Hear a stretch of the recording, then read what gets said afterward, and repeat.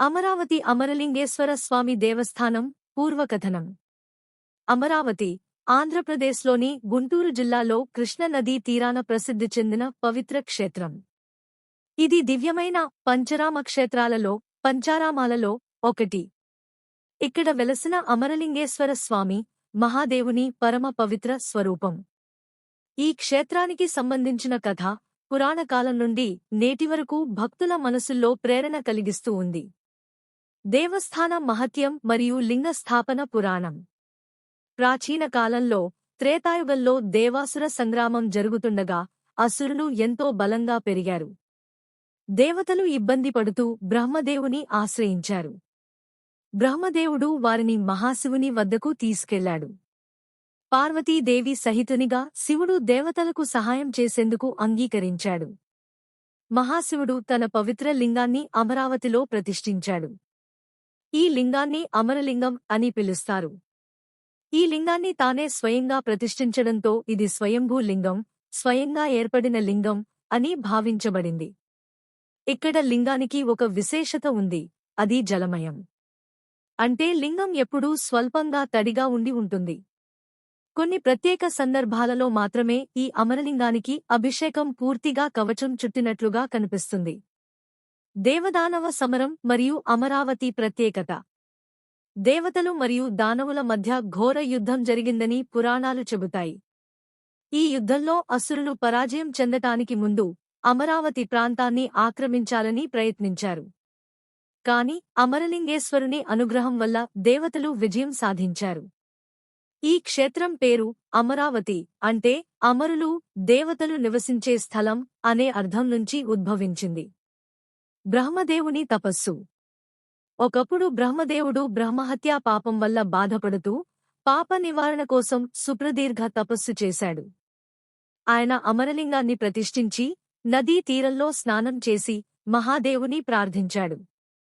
ఆనందంగా తల్లి పార్వతీదేవి సహితంగా శివుడు ప్రత్యక్షమై బ్రహ్మదేవుని పవిత్రుడిని చేశాడు.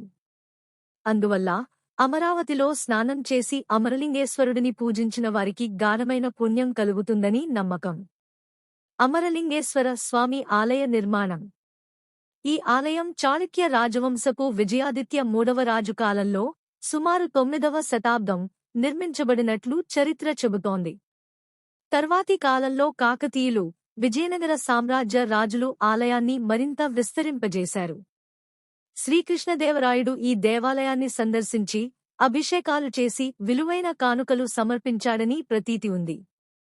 అమరలింగేశ్వర స్వామి విగ్రహ విశేషాలు. అమరలింగం సున్నపు రాయి లాంటి తెల్లని పసుపు రంగులో ఉంటుంది. లింగం ఎప్పుడూ తడిగా ఉంటుంది. శివరాత్రి, కార్తీక మాసంలో భక్తులు భారీగా అభిషేకాలు చేస్తారు. గర్భగృహంలో స్వామి తూర్పు దిశలో ఉంచబడి ఉన్నాడు.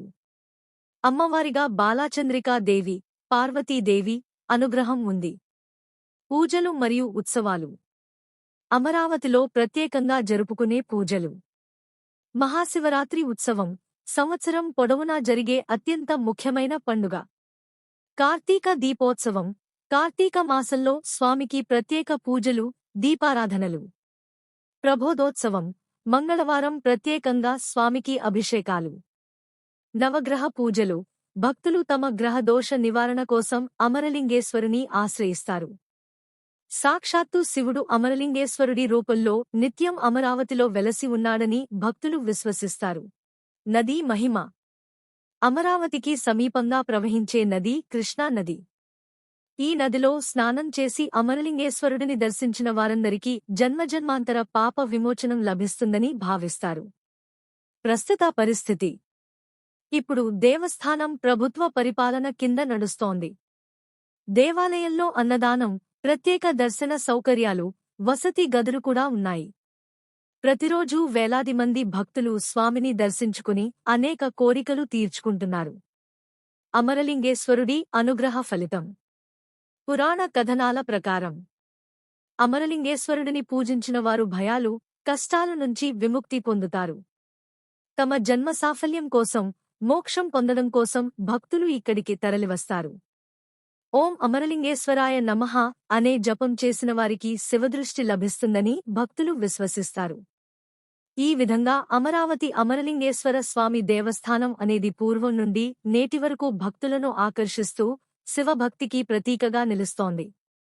ఇది కేవలం భౌతిక దేవాలయం కాదు, అనాదికాలం నుండి పరబ్రహ్మ తత్వానికి ప్రతీకగా వెలుగొందుతోంది. ఈ పవిత్ర క్షేత్రాన్ని కనీసం ఒక్కసారి జీవితంలో దర్శించి మహాదేవుని అనుగ్రహం పొందాలని ప్రతి భక్తుడు కోరుకోవాలి. ఓం నమః శివాయ. ఓం అమరలింగేశ్వరాయ నమః. మీకు ఈ వీడియో నచ్చితే లైక్ చేయండి, షేర్ చేయండి, సబ్స్క్రైబ్ చేయండి.